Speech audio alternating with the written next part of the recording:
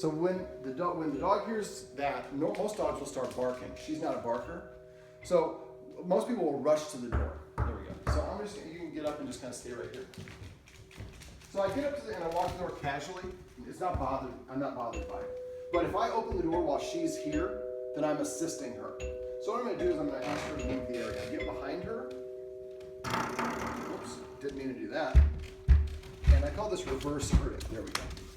So I'm moving her back here, taking territory from her. And if you want to back up a little bit, so you can be right over there if you could, so that way you can see her and me at the door. Okay, so she's moved away, so now I take this, I'm using the same consequence. I take one step back, and I pause. And I read the dog during the pause. If the dog can come up to the line, but as soon as he crosses the line, that's when I go over. And I keep rushing at her until she gets across the line. As soon as she's crossed the line, I stop. See, LA-wise, I can take multiple steps. Then I come back here.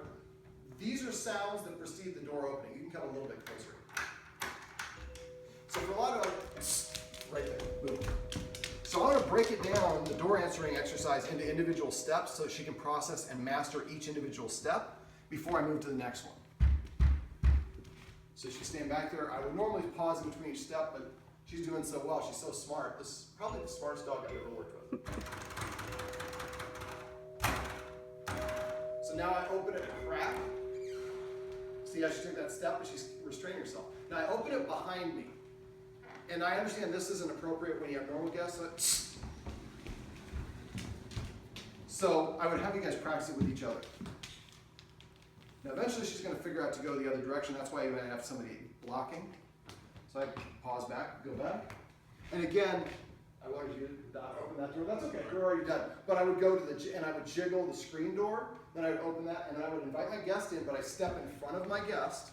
Now I keep my authority here. What the mistake a lot of people do is when the guest comes, here we go. That's a protest. So now the mistake a lot of people do is they do this. If you want to film me, when they turn to their guest, now my authority is going here, the dog will skittle right up. So when you're doing the first several times, you keep your hips pointed, and then if you do turn your hips to face the guest, you keep your eyesight here watching the dog, and as soon as the dog, you immediately abort and you come over here. So this is one of my favorite exercises. It's about 6 or 12 times. The dog will eventually just start coming here and going, you get that?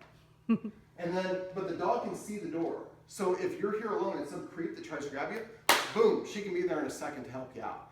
But the distance will also help her not be so excited and so reactive to people coming in. Because people probably come in like, oh, what a good girl! And that creates all sorts of excitement. So this is how your ritual. So that's my man. But again, I'm controlling the situation, so I don't let the dog cross this until or interact with the guest. If you want to film me, actually, I don't let the dog cross this threshold or interact with the guest until the guest comes on this side of the threshold.